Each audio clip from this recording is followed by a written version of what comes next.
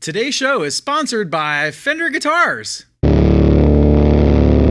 There's nothing really to say. I mean, just look at it. It's beautiful. If you say Fender over and over again, it becomes a meaningless sound. Fender, Fender, Fender, Fender, Fender, Fender, Fender, Fender, Fender, Fender, Fender, Fender, Fender, Fender.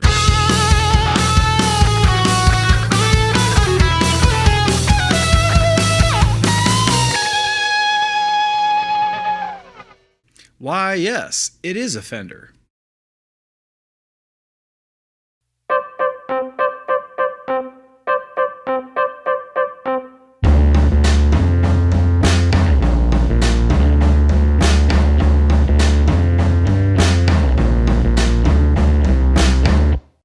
Today I'm talking to Tegan Quin. Tegan is half of the writing, performing, recording duo known as Tegan and Sara. I bet Tegan and Sara don't get asked that much how they got their band name. That must be nice. Unlike us. I guess if you're really not into telling stories about how you got your band name, you don't call yourselves Jimmy Eat World. Anyway. I think Tegan and Sara have done a great job over the years of staying true to themselves, but doing that critical step of challenging their self-perception. My conversation with Tegan Quin happened on June 10th of 2020.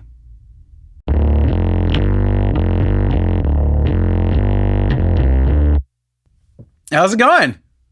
Really good. There's construction happening outside of my office, so I had to set up in my kitchen/front entryway. So that's cool. Unless you have some plants there. I do. I have a plant. This is my plant friend, and my books. I always joke that I'm like, until we actually wrote a book, I felt like I was a wannabe writer. Now we are writers, but I'm like the least musician you'll ever come across. Like, you come to my house, you would never know I'm a musician. Like, the guitars are in storage. The few I have here are hidden. I like put everything away. I don't know. Right. I'm like the weirdest musician. I don't know. But seeing all your stuff, I was inspired to say that because just seeing all your stuff, I'm like, oh, it's like you're in a studio. Well, this is this isn't my house. This is our band jam space. My house is I have a piano in my house, but besides that, you probably never know. You probably never know that like a musician lived there. Because same deal. It's like, for a minute there, I was thinking like I need a spot to work at home. And then I started adding up all the money it would take to kind of equal half of what I have going on here. And it was just like, well, I'll just drive to the band studio and work there and save all that money. It's funny because Sara and I have been talking a lot about that. We've lived in different cities since 2003. And then a few years ago, she moved to LA where I had been living for 10 years. And then we both just moved up here to Vancouver. I'm so jealous. Last March. Yeah, it's so awesome. But also it's the first time we've really truly shared a city that we're both home in at the same time. And it's, it's where our band's, where our storage unit is with all of our gear, where we store it between, and it's weird. Like it's like, cause I keep having these moments where I'm like, should we have a studio? Because we both record constantly and are constantly writing, and it's just never been an option because we've never lived in the city where our band existed in a way. I don't know. Right. But for me, Vancouver's so wonderful, but it's such an expensive city. So having an apartment, I just have an apartment here, and like the idea of using up very much of the space for a studio makes no sense. But I don't know. You'll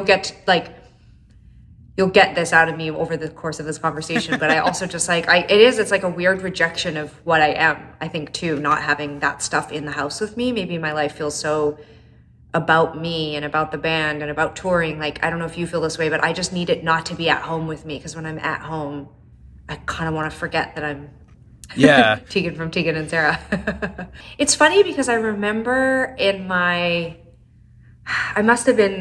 this must have been between our records, So Jealous and The Con, so I'm going to say that's like maybe 2006-ish in my life, getting our first, up here in Canada, our first gold record. And the record company doing this big presentation and sending it to us. And, by this point, Sara and I had been making music for 8 or 9 years professionally, And so it was a really big deal. Like, it was a really big deal. It was like, oh shit, we finally did it. We accomplished this thing, and it felt really thrilling. And, I put the in Canada, you know, they're like this big, the gold records, because Yeah. it's like, you know, it's like, I don't know, like 50,000 sales or something Yeah. like that. It's not like a huge thing. And I put it up. I had this loft apartment. It was really small, but it had this little kind of like alcove where I had a desk set up and where a couple guitars were sitting. And there was a Murphy bed along the back wall. So there was just a tiny little itty bitty wall space. So I just like, you know, put it up there. I was like, this is so great. And I think I had like, you know, a couple framed like, you know, nice like screen prints of like tours we'd done with bands I like or something like that. And, you know, a couple years later, another one of like, you know, our records, maybe it was the Con went gold, and I've, you know, remember kind of standing there with the record and being like, there's no room. I think I'll just put it in storage. And I just, it became, I think around then that my life became, our music world had gotten so much bigger and more overwhelming, but my personal world became more like protected, where it was like, yeah, when I'm at home, I don't want to necessarily be facing my job all the time. You know, when I'm sitting here making music, I don't want to necessarily be singing to my past achievements as a reminder, like that I potentially will never accomplish that again. Like I started to realize, like I was so I had to great compartmentalize. once. Yeah, totally. Remember when we were indie rock? No, I just think like in a way it was like I had to compartmentalize. So I don't know, like maybe like seeing you in your studio and hearing you say you have that, like you have this space outside your home, I'd really resonate with that, because I think in a way it's healthy to compartmentalize. Like you don't need to live in your job all the time. You can't always be you from your band. Like I can't always be me from my band. I have to sometimes just be me who's a girlfriend, and me who's a friend, and me who's learning how to grow strawberries on my balcony, you know? And I don't necessarily always want to be looking at my achievements and my failures. Yeah. Well, you have to, it's part of like protecting the place that music comes from, you know, and having like a rounded, cause like if you're to spend all your time with headphones on, like, you know, tweaking, then what experience are you getting that you have to draw from? A friend whose kid is about the same age as like my oldest kid was like knew about my band, and like, you know, talking about their kid who has like, you know, really talented singer, wants to go to college for theater and voice, and like, do I have any tips for them? And I was like, well, you know, there's a lot of people who just shred, you know, like in whatever they do, in whatever discipline they're at, especially a creative one like music, and they're gonna have like super shredder, super skills, super. They're just gonna kick ass no matter what. They can sight read stuff and blow you away. But I said my advice was like, take as many electives as you can, you know, study abroad. Because like what is really going to inform your performance is going to be perspective.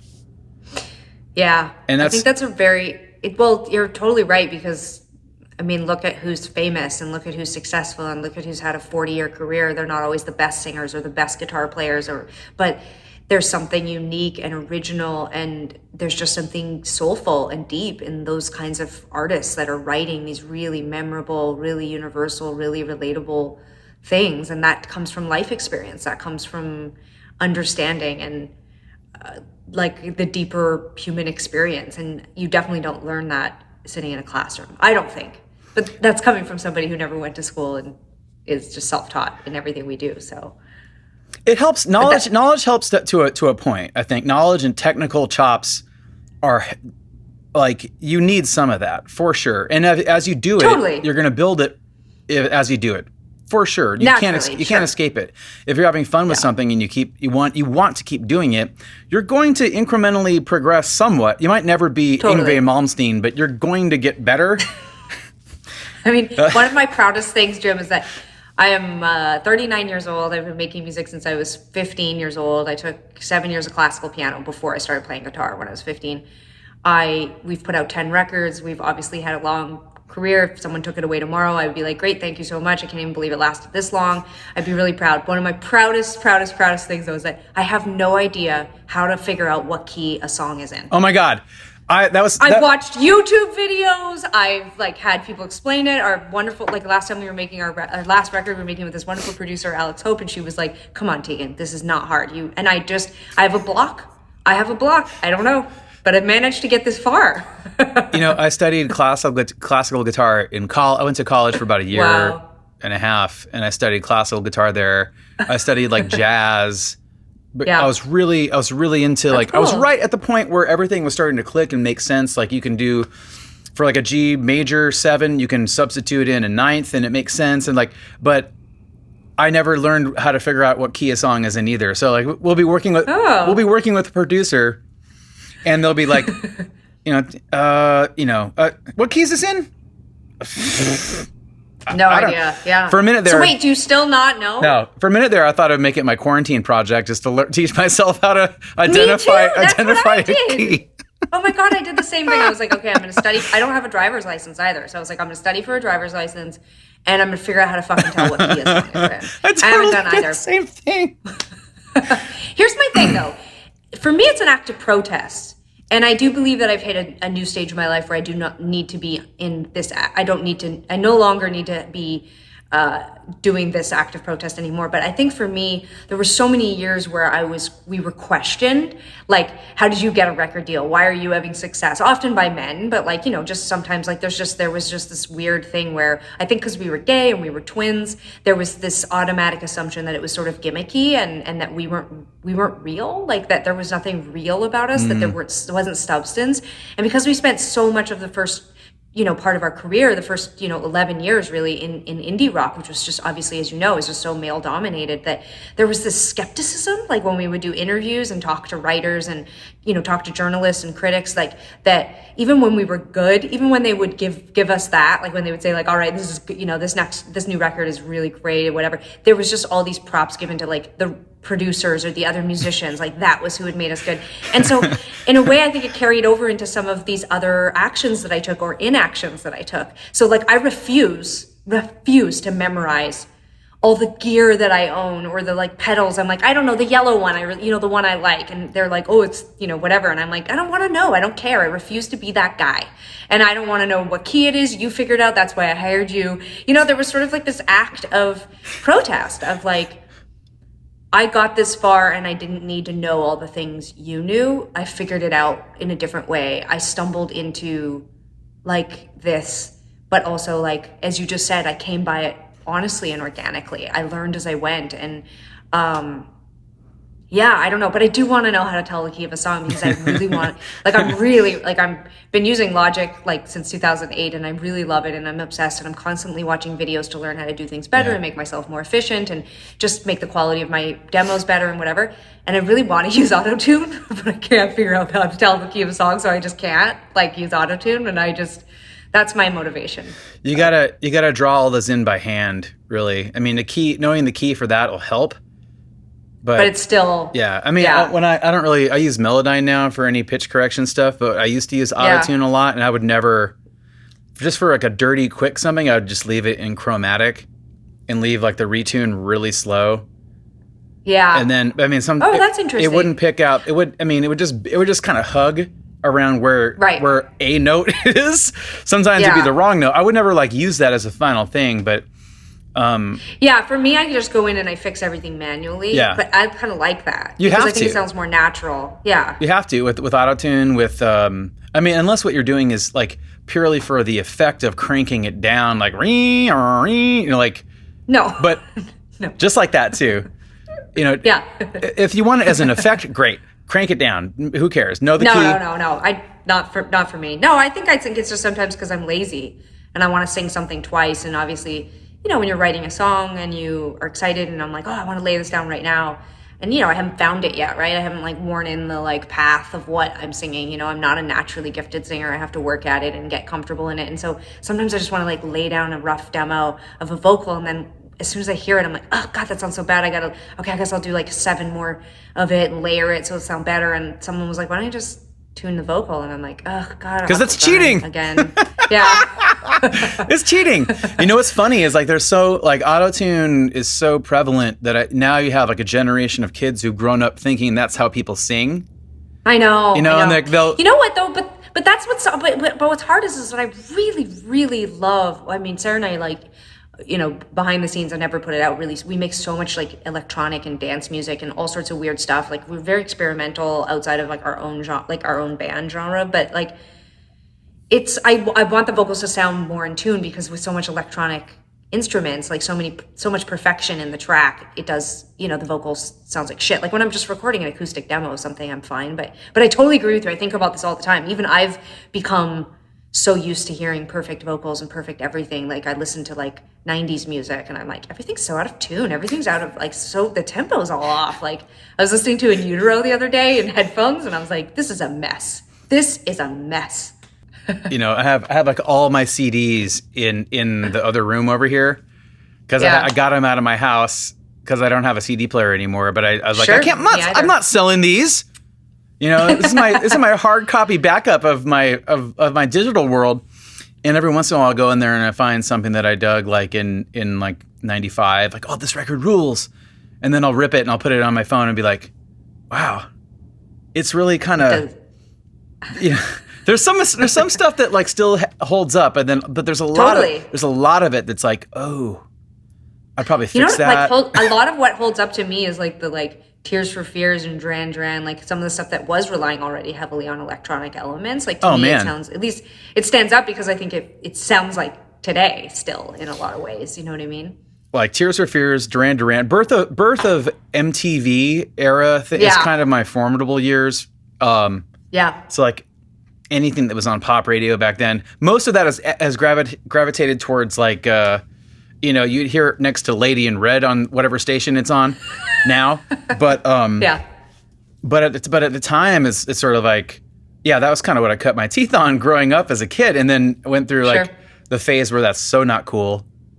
And now I'm kind of coming back to like, oh wow, like how'd they do that? Like, could you even, like, if you listen to like Lisa and the Cult Jam now, how would you make that? Like how they, like, you couldn't do that now with all the computer software and how they do that. It's like, it's fun.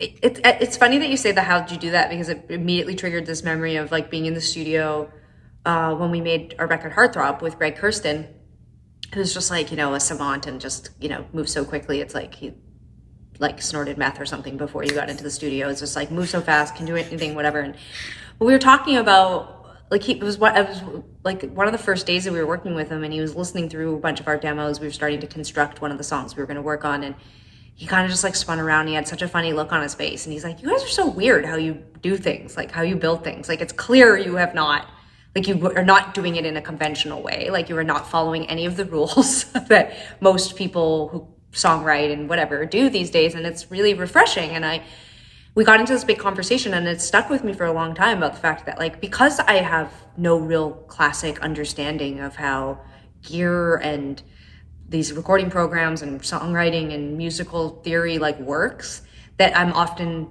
just free to do whatever I want. Like, I don't feel boxed in. I don't know I'm breaking the rules, and so I'm not concerned about it. Like, right. I don't feel on blast.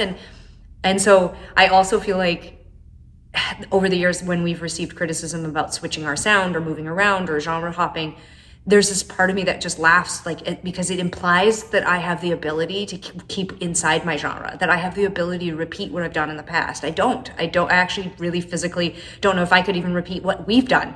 Half the time I listen to things we did and I'm like, it was like 12 years ago. I can't even remember what I was thinking or what instrument did we record that on. And I think it's a blessing, because I listen to a lot of the music you're talking about, and I do think to myself, like, how would I do that? And then I spend like 3 seconds trying, and then I'm like, no, I can't do it. I don't know how to do it. So then I have to fake it. So the other day I like downloaded all these like samples and like made all these like weird, beats and some sort of like weird free, whatever thing. And I made something that I really liked, and I wrote a song using all of these elements, and then realized like, this is all boring bullshit, but like basically I just like had time warped it instead of slowing it down properly, whatever. Just stumbling through a session, fucking everything up, making a mess that I'll just like hate later on. But I realized like, oh crap, I just like actually don't know how to fix this. And so I just had to start all over again. And I mean, my girlfriend got home that night and I was like, not in tears, but practically, where I was like, I don't understand how I made this. And now I just want to like do a simple version of it and I don't know how. Like, I don't know how to transfer my ideas into, like, you know, but it's fine, because like the first version of it was totally fine too. It's fucked up, but it's like weird and it's fine. And so it's both frustrating and freeing to like not know the rules, not know how to use any of this shit. I just go in and fuck it up, and just, it's fine. And I think that's okay too. Like, I don't really know much about programming. I've never done stuff with like the 16 beat scrolling thing and building beats that way. I don't really know anything about Ableton. Any sort of like what people might consider electronic music elements are basically me dragging and dropping stuff around, or recording acoustic instruments and destroying them with plugins so they kind of approach what might be electronic sounding. Cool. I know what you're saying about, like, you only want to understand so much about it to do what you want. You know, what am I thinking? How can I make that real? You know, if there's knowledge I need to get that idea out, then I'm going to learn that. Which I always hope doesn't make me ignorant, you know, because like, could I be a better musician? For sure. Could I be using my time during the pandemic to learn how to, you know, not only figure out the key of a song, but like, you know, to understand more than C, G, and F on a guitar? Sure, totally. It's not even that I don't want to. I suppose it's just that I'm so invested on the other side of it that the time and energy I'd have to put into invest in learning how to use all the different things, like, just makes me, like, properly. I use them improperly and I get fun shit out of it, but like the time and energy I'd have to spend to learn all that theory and to do it correctly, like, that would take away from the time where I would just be being creative. And, you know, I wonder if that would sort of, I have like friends who are the kind of people that are like, oh, that's so weird how you did that. You went from this chord to this chord, and I don't understand why you did this. You changed the key there for some reason. Like, just by hearing something, they know all that information about it. Like, they can sort of piece together. I think that'd be sort of a mixed blessing, because you could appreciate things on a different level, but then a lot of it is kind of ruined for you, because like you're instantly going through. No, I don't know. You're following the rules. This is like what I meant when I said, like, Greg Kirsten saying, like, you guys kind of, you make weird choices that are unconventional, but it's because you're not following the rules because you don't know the rules, and it doesn't box you in. And I think for me, as obviously Sara and I, it's the two of us in the band, and so we've had the luxury of just hiring people. Like, every record, there are things I need. You know, like, there are records or tour cycles where I know we're going to go out and play a lot of our older music. So I want someone who's like a really incredible MD to help us match what we've done in the past to what we're doing now in a way that feels really organic and special. Or there have been record cycles where it's like, we need a really kick-ass guitar player, because we lay down a lot of our own guitar when we're recording, but I have the luxury of getting to do multiple, versions of things and to build really intricate guitar parts by recording 8 different simple guitar parts together. And like, I don't want to learn how to play that. I gotta sing, I gotta entertain, I gotta move around, I gotta look cool. I got so much to do up there. I can't fucking figure out how to play 8 guitar parts. And so I feel like, in a weird way, that's also been my resistance. It's like, I'll hire the people I need to do the things that I want to do. I have the idea, like, I just sometimes need to hire somebody to like facilitate, and I don't want to learn how to do it because I don't want to be trapped. I don't want to be trapped on stage worrying about how I'm doing it. I don't want anyone being like, oh gosh, she played that guitar lead from this song wrong. It's like, yeah, well, I played it right on record. So do you really think that way when you're performing? Like if I've gone through long stretches where I felt really self-conscious on stage about what I was physically doing. Like, especially when we started to move into pop, like, because singing pop songs is hard. It's fast and it's wordy and there's hardly any instrumental breaks. And, we were stretching our vocals the last 5 or 6 years in a really different way. And then you've got all these inorganic, instruments playing. And so being pitchy just stands out in this way that's horrifying in a way that I'd never experienced prior to that. And there was a deconstruction of everything that I thought of myself as a performer and as a singer and as a person that happened. And I've just had this long stretch where I'm super self-conscious on stage because I realized that I needed to play less. I needed to play less instruments. I needed to focus more on singing. We were playing bigger and bigger shows, and I felt like I needed to move around more and entertain more. And once I got through that stretch of self-consciousness, it was really freeing, because then I could kind of do whatever I wanted on stage, and I returned to playing more. But I think as women, we definitely, if I don't play guitar, I'm criticized. If I play guitar, I'm criticized, you know, like, and it's weird. Like, again, like there have been forms of protest over the years that we've, you know, tried out to battle that. But now I'm at an age where I actually really don't give a shit, and we just do whatever we want. But there was a lot of time, especially through our, you know, late 20s, early 30s, where there was a lot of attention on us, and I felt like we had to prove ourselves all over again. And I don't know if dudes feel that way too. I don't know if that's just a, you know, a woman thing, like, you know, especially in the industry, the part of the industry we were in, where it was like I could go on for hours and hours and hours about this topic, but just ultimately I felt like we were challenged. We were constantly, there was a like, are they real? Are they capable of doing it? That was the sentiment in the press and the comments online. So we would go on stage and I would play keyboard and guitar and sing and, you know, do everything for every song. And yeah, there was just a day where I was like, oh my God, like, I just want to have fun up here. Yeah. For me, like, singing is probably the main thing that I would be self-conscious about. Like, what part of singing do you feel self-conscious about? Like, being able to just like sustainably repeat the really physical stuff. Like, if there's like a lot of like high passages, you know, or like certain songs, they need a lot of air, you know. So, and also like really low stuff too is surprisingly like more hard than really high stuff for me, because it's like that's where all the air is. I can't just like focus the path of air through my head and kind of like, I think what people don't realize is that it's like a whole, it's like your knees to the top of your head is like what you use singing.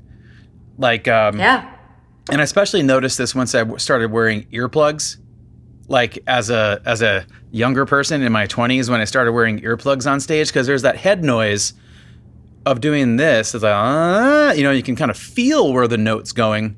I can sort of use that as a guide to where I put the air, but the low stuff is kind of like, I don't really have the rumble. I have to sort of like fish around for it. That's where like good monitors really come into play. Yeah, so that was gonna be my next question. Do you still use monitors, or do you use in-ears? In-ears. Yeah. Yeah, I think that having the head noise is like really, it's kind of part of how I sing now, really.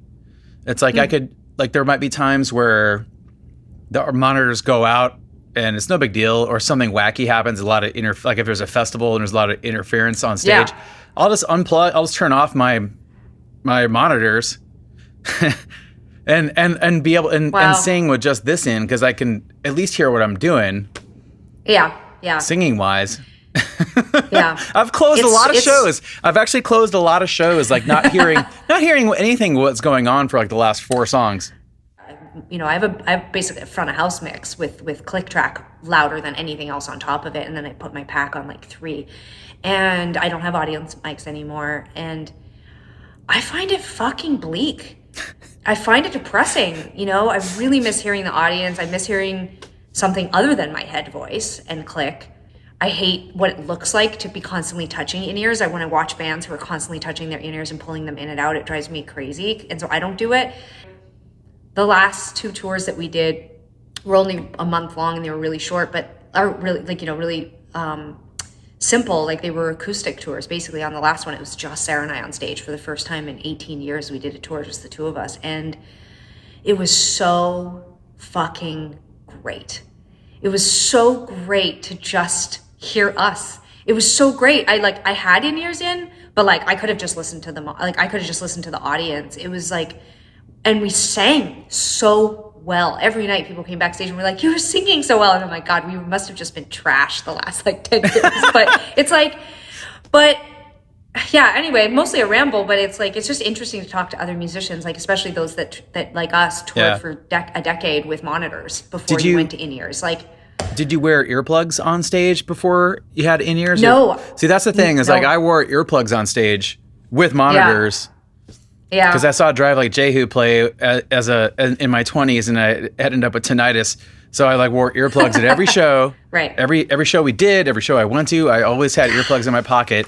And so Yeah. that head noise of like being used to like I'm in a bubble somewhat, like I was kind of used to that already when I switched to in-ears, and the transition was much, much better. For me, it's like I can hear everything. I feel like we became a better band once we started like on in-ears, because I could hear like being locked in with the other. Happening. Yeah, I could hear being locked in. I knew for sure I was locked in because I could hear it. We're all hitting something at the same time. It's like, cool. There's no doubt that we are. There's no doubt we're all better sounding bands. Likely, I think for me some of the enjoyment factor has definitely been sucked out. But I know we sound better, and it's worth it. And I know we're protecting our ears, but yeah, I don't know. It was just very eye-opening or ear-opening to go out and tour without in-ears and without noise and without tracks and without a band, and just to like perform and feel the power of that, to feel the songs at their most simplest form, their most vulnerable, and us at our most vulnerable. I felt more powerful than I had, with a 6-piece band standing in front of 50,000 people. Like, it was wild, and it was a good reminder. It's really inspiring because it was the last thing we did before we all shut down for the old pandemic of 2020. And so it's like, I've been really thinking about that as I've been songwriting and thinking about our next record, about like what I want to make, because I'm thinking about what do I want to tour. Like our whole last album is pretty much like, it's very live band feeling. And that was sort of on purpose, because we're like, let's make something where we can perform every song instead of having a weirdo. Yeah. Okay, these are just too weird. We can't do them. They're not going to translate. We'd need so much coming off of tracks that it might as well like have me running around with a mic doing karaoke. That's where we want to move towards, actually. We're like going the opposite direction. We're like, when can we just have like an iPad that we just put the show on, and Sara and I just have to, I'm like, perfect. No team. We can just fly everywhere. No more bus. We're in an exciting time to be a music fan. And I think we're in an exciting time to be musicians, because you can, like, you can do whatever you want. You really can. You can. Or most people can. I know lots of bands, over the years, had so many conversations with people who feel like, not trapped necessarily in a negative way, but are like, this is what our audience expects, this is our model, this is our lane, we're staying here, or they expect us to look this way, act this way, be this way. And actually, I hear that so often from people in alternative rock, indie rock, like more of that, and from men, not women. I think this is one place where women have it maybe a little bit better, or at least this is my impression, but I think there is a expectation that women reinvent themselves again and again and again, and that we look good and we keep up with trends, and like we don't get to just be like indie rock guy forever. Like, we literally have to transform ourselves. Like, that is the expectation on women. And so in a way, it frees us up to absolutely experiment and do whatever we want. I don't feel like anyone expects us to be the band we were on our biggest record. Like, yeah, but you've set yourself up that way, because I think, like us, you've left musical doors open for yourselves, and I think that like you've done a great job of challenging that voice when you identify what your voice is, and you feel like you have an idea of who you are musically. Like, I think you need to start chipping away at that almost immediately. Like, for me, I think I have a pretty good idea of who I am now. That is in part getting older. That's in part doing a lot of self-work. But I also know that part of me is leaving room to be something new. So it's like, I know where I'm at, but part of where I'm at is like leaving room to end up someplace that's not my idea, that was never my plan, and look at that for the opportunity rather than what I've given up to make that transcendence.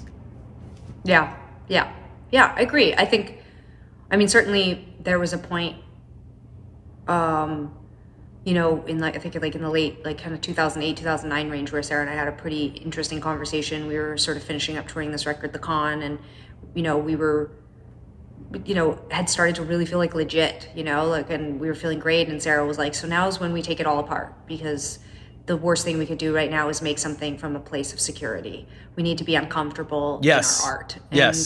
And we went in and made this record, Sainthood. And it's interesting because we took a similar mode. We'd been on tour for 5 years straight at that point. And so we wanted to make a record that felt very live. And, Chris Wallow was producing, and we recorded every song. Like, we would perform it live off the floor like maybe 40, 50 times.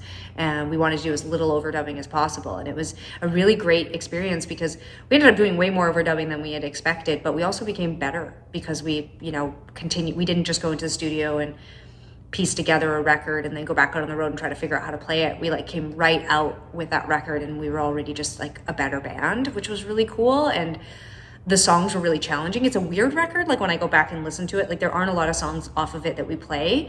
And yet it's a record that seems to have resonated deeply with fans, but it's not a record that people call out songs from. It sold fine. Like, it had like tons of singles in Canada, but it's a weird one. It's like an anchor for who Tegan and Sara is, because I think it was the first sign that we were never going to take the easy road. We were never going to say, well, the Con sure sold like hotcakes, let's do that again. It was a representative of what I think we have become known as, which is a band that just pretty consistently pivots. It's like, when something's working, we pivot away from it, which again could be counterintuitive, but it certainly has done what you explained, or what you were saying, which was, it's kept us alive, and it's kept us keeping some things that we're known for, but also constantly dragging in new sources of inspiration. Yeah. How rad would it be to, like, it'd be sort of a ballsy thing to do is like, like if we made Bleed American 2, like, on purpose, make a call it that.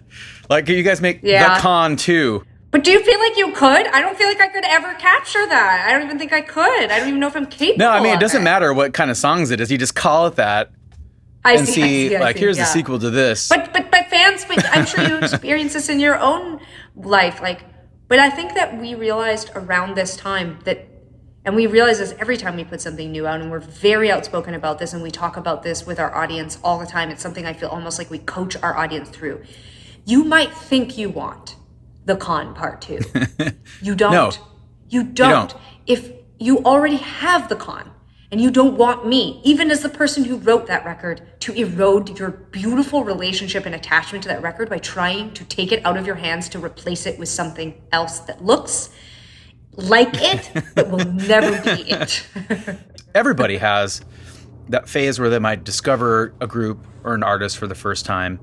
It might not, or maybe there's an era of a certain artist or music or band that coincides with the important time in your own life. Yeah. And like nothing else, it's not, no offense, nothing else will come close to that because that part of their life was so important to them. It was so formidable or whatever happened. It's like. But there's power in understanding that. Like, that's the thing, as an artist, for me, I know that. And that's why I think we have longevity. That's why we've lasted so long. I think bands and artists who survive this long, who can make it multiple decades and continue to thrive and see their project grow, it's that they came to that understanding. They didn't try to please the person who got the So Jealous tattoo on their back by giving them that record again and again. That was 2004, and something important and significant was happening to that person, and they imprinted on that record, whether it was their first record of ours or it was just one that coincided with a death or a loss or a breakup or rejection or self-awareness or whatever it was. And we understand that we can't ever connect with them in that exact way, but it doesn't mean all is lost. It means if we make it's inspiration to go and make something incredibly different, incredibly fresh and exciting, to say something original and unique and deeply moving, and get them again, but in a completely different way. They will never feel that thing again, and they'll always compare the two, and that's fine. We all do it too. We all know that. There's bands we all loved 10 years ago that we now would are whatever about, and I just think that's the power. That's the power in knowing it. When I sit down to write a song right now, I never ever consider what anyone is going to think of the song until it's done. While I'm writing it, I'm purely trying to please my audience, which is me. Yeah. And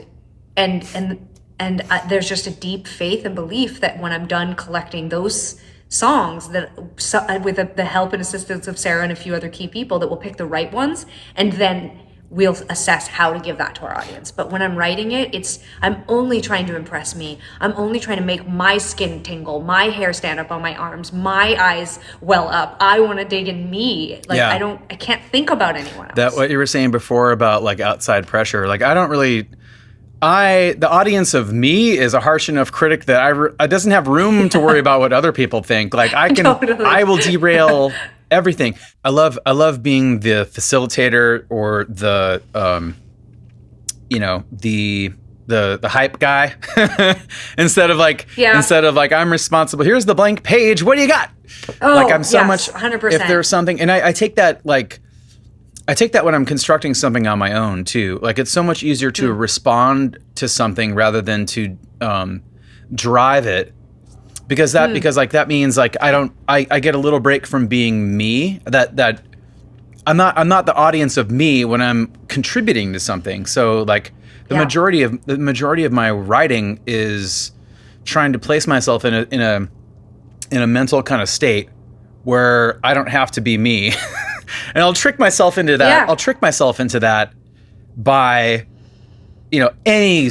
all kinds of things, all kinds of ways. I'll try to trick myself into that so that I can evade the self-judgment police of, there's so much freedom in, like, I don't know if you've ever done this, but like, there's so much freedom in also doing that within like a whole different genre. Because like for Sara and I, we started to experiment in electronic music, like collaborations in 2006. Our first was with Tiesto, and it was an incredibly freeing experience because first of all, I was just like, well, no one will ever hear this that listens to Tegan and Sara. Like there's such different worlds, like, so we can do whatever we want. Like you were just talking about, you're free to just like kind of take off your persona and put on anything you want and say anything you want, say things you would never ever say in your own project. What was so surprising was that I liked writing to electronic music. Like you said, loved being the hype man and not the driver of the music itself. And like to be able to react, like such a great way to put it, like was thrilling.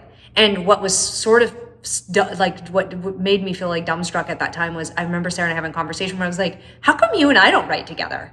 Now, we started making music together in 1995 and it was 2006. And I was like, maybe we should do this. Like maybe you and I should write together because our Tegan and Sara is two separate songwriters coming together only to collaborate at the end. And it was just so amazing. And I feel like over the last, bunch of years since then, like over a decade since then, we've done tons of electronic collaboration solely because I feel like it shakes me up. It's like half the time It's like, I don't have time. I don't have time to do this, or I don't know if we like, but every time I write specifically within that genre, I feel like I come out of it learning something completely different about songwriting and how to, like I remember with Tiesto, one of the big comments he kept giving us was, we sing in this very syncopated, very repetitive way, but partly because we don't have like huge vocals. And he just kept saying like, no, in dance music, you need to stretch words out.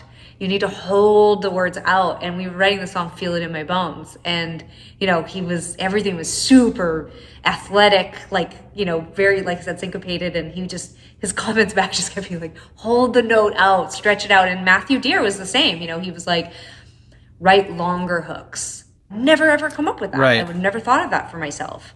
It's a totally different world. I was talking to Steve Aoki about like the how that world approaches like arrangements is totally different than what a rock person would. Totally. And it's interesting. It's fascinating because like, he sent me a song to work on and I loaded it into my computer. I loaded it into my computer and I was just like, okay, is this the verse? Okay, this sounds like this sounds like a chorus to me, but then this sort of sounds like a chorus to me. Okay, this has got to be the bridge because it kind of gets quieter here, but then it goes back to this part, and that's not what I thought the chorus was.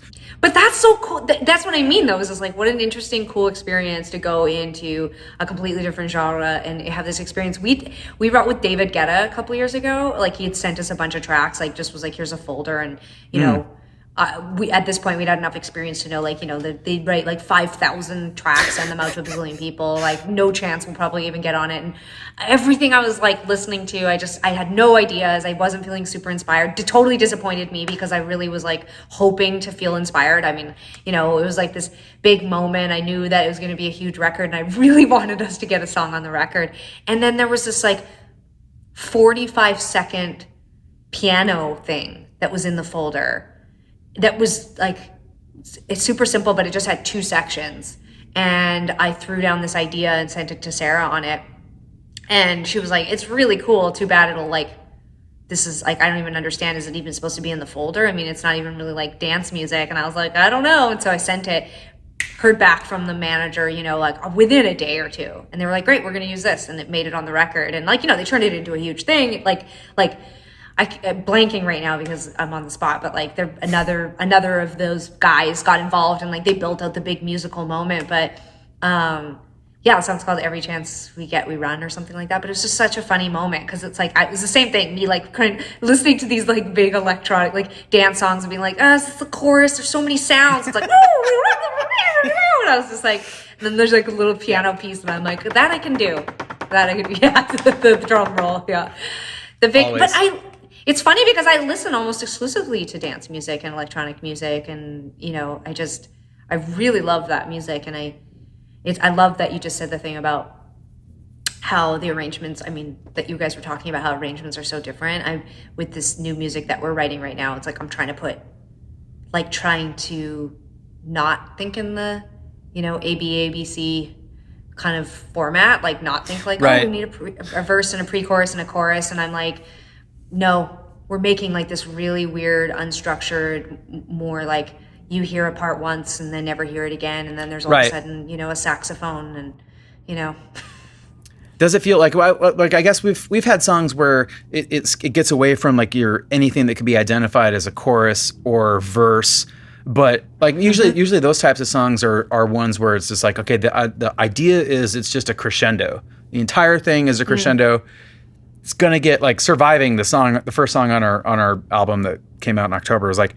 It's like it just gets bigger, and to the point where it's like like it hurts.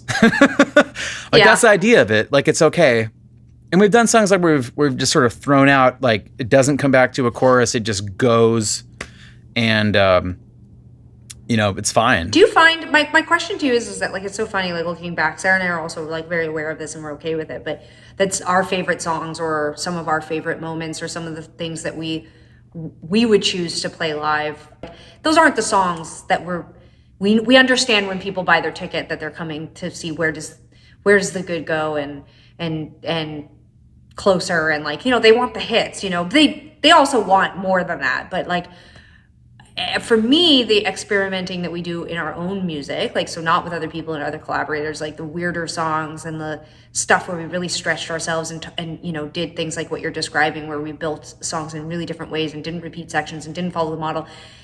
I'm glad we did it. And I think it's what makes us credible musicians. It's that we do pepper in that kind of stuff into our music, and we aren't just trying to put out 3-minute pop songs, but nobody's asking for them. And it's this weird like moment where I'm like, these are great exercises in becoming unique and original writers. And again, they pepper in well in a record to add depth and leave musical doors open for yourself. Something new.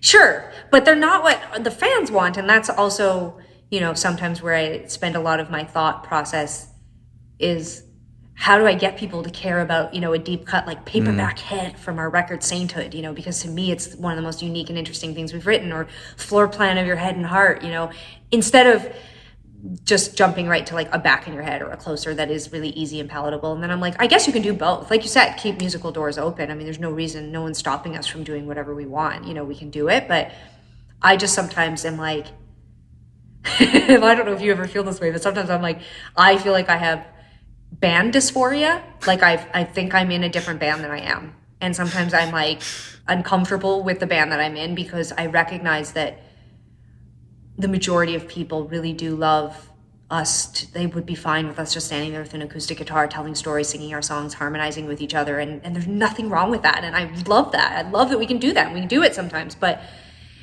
that in my imagination and in my wildest fantasies as I'm running every morning, I am not in that band. I'm in a band that dances and flips out on stage and sings at top volume and is doing weird things and is electronic and breakdowns and DJs and like I'm pretty much anything but who I am, you know? Yeah.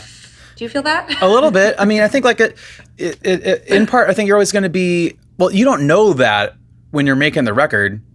Like I thought The Middle was like probably the first song to get cut on Fleet American. Of course, yeah. Well, you know, I had no. So we always pick our best song, and and part of it is because like the effort you put into it. Like if you spend a lot of time solving a puzzle, inherently you're going to think it has more worth because you struggled to get over it. Whereas maybe the simpler songs that just sort of happened and came out of nowhere, it's like you don't attribute that much value to it because you didn't struggle for it. You didn't push it. It wasn't like that thing you pushed yourself to get to. It was just sort of like, this just happened. Cool. But here's this other thing. Listen to this part. Oh, you know what we did here? Like, it's like, at the end of the day, none of that really matters to the listener. Yeah. I think, but you need those things, man. You got to you have to push yourself. You need both. I mean, but I think I think it's sorry to interrupt. I think it's just so interesting what you said. I think you're right. The listener doesn't know any of that, but I think they feel it too. You know what I mean? And maybe this is going to be my new working theory, is that the songs that came together really quickly and they're great and they're good and they were easy, in a way they might also be easier to listen to, because they don't have the grief and the stress and the anxiousness attached to it. Some of the more puzzle songs that we've put together, or some of our records that have felt like a sainthood, that was much more of a puzzle and had incredible work associated with it. Maybe they pick up on that. That isn't the record that I think they love it. They enjoy it. It seems like I said, it did well, but they're not asking for it. And maybe they understand on some sort of subconscious level how much energy was put into it, and that it's heavy energy in a way. And maybe that's why they aren't attracted to it. Maybe some of those easier, simple songs just have great energy attached to them because they were fun and simple and easy and came out and they were clean, and they're just like a baby. No fatigue, no stress. I don't know. I don't know. I have to think about it because it is funny. A lot of the songs that people really love took no time or energy at all. Right. Maybe it's a pure statement in a way. I can't think of any song that has been a single of ours. Most of the songs that I think are fan favorites and are singles are the more easy put together songs. Yeah. The things we labored over, people like, but it's the stream count doesn't lie. I know, but it's frustrating. But I don't know. I'm grateful to be in a band that understands this, knows this, can talk about it, acknowledge it. Yeah, it's just interesting. It's interesting what you're attracted to. I also just wonder, especially Sarah's this way, but that as artists, they love that song, so we love something else, because it feels like it's... Is that another rebellion kind of thing? Yeah. As an act of protest, I refuse to accept that the songs... There's a little bit of fear of rejection in that. It's I'm going to control, you don't get to reject me, so I'm going to control the situation, and I'm going to dare you, I'm going to, on purpose, dare you to like this thing I'm about to do. Sure. I think certainly we're guilty of that, and I think so much of that stems also in our relationship as siblings, as sisters. Sarah and I had a long conversation the other day on the internet for everyone to see, and it was very funny, the reaction afterwards. We were talking about our new music and the way that we give feedback to each other, and and I was pushing Sarah on the fact that I often feel she challenges me, and sometimes I'll send her something I'm very excited about, and she'll just write back you should write for 20-year-old pop singers, you're so good at that. And I'm like, does that mean that this isn't a good song for us? If it's good enough for a 20-year-old pop singer? And we were having this debate the other day on our Instagram, and it was so interesting because Sarah dove into this whole thing about how, because I give her I'm always like, oh my God, I love everything Sarah writes. I'm just such a fan. I think she's such a cool writer. She's so weird. Her lyrics are so beautiful. She's really creates these really lush landscapes that I really enjoy being a part of. And I was saying that everything she's writing right now, we could go in the studio and make a record. I feel so confident about it. It's so interesting what she's doing. And she just kind of got this look on her face, very skeptical, very kind of okay. And I was like, I just don't understand, why my feedback doesn't mean that much to you. And, she was like, of course it does. We're in a band. We've been in a band for 20 something years. I'm not waiting around for something better to come along. I'm in, but she was like, I just don't trust you. I don't trust me. And that's fine. I'm comfortable in that place of not sure if what I'm creating, if I found it yet, if I'm doing the right thing, if it's going to be great. And, also admitted that she didn't necessarily trust other people to tell her that either. And I've thought about it a lot since then, because I'm like, if you don't trust yourself to know what you're creating is great, or your partner in crime in your project or your team, what does that leave you with? And I'm like, I guess it all goes back to Sarah likes to be uncomfortable. She likes to not know. And I strive for positive, I'm always just this is great. I'm the queen of repurposing bad news and reformatting it into something useful. Like that's how my skill set, like that's how I've survived 20 years in this business, is that I can take the worst moment and in a very, very quick time turn it around into something that can be useful and helpful, or reformulate the idea to make it not feel traumatizing. And with music, I'm just like, yeah, this is great. This is awesome. We're going to make it even better. It's going to be so cool. I'm really excited. Like, this is so cool. I love this or whatever. And maybe we're just balancing each other. Like too much of me and that would make us just put out everything. And too much of Sara would mean we would never put out anything. And so we balance each other in this place where Sara's pushing and banging her head against everything. And I'm convincing her it's okay. And what we come out with at the end's good. Like maybe this is good. Like I'm frustrated by the process. It's totally good, because I think you definitely need people like that around you. You do have to trust them though.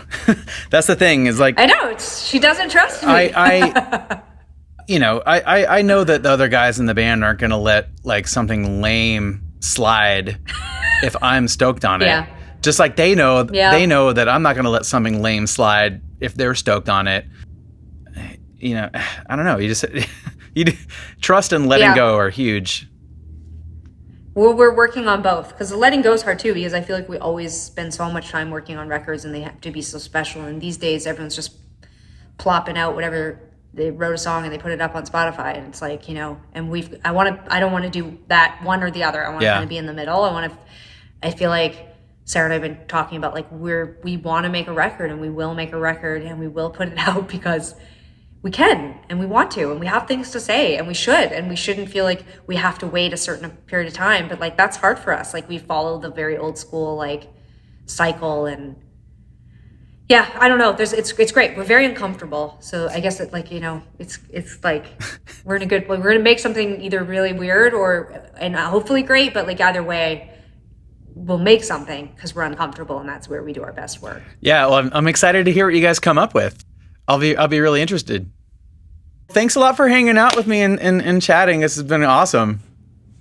Yeah, well, this has been absolutely lovely. Very inspiring too. Thank you for asking.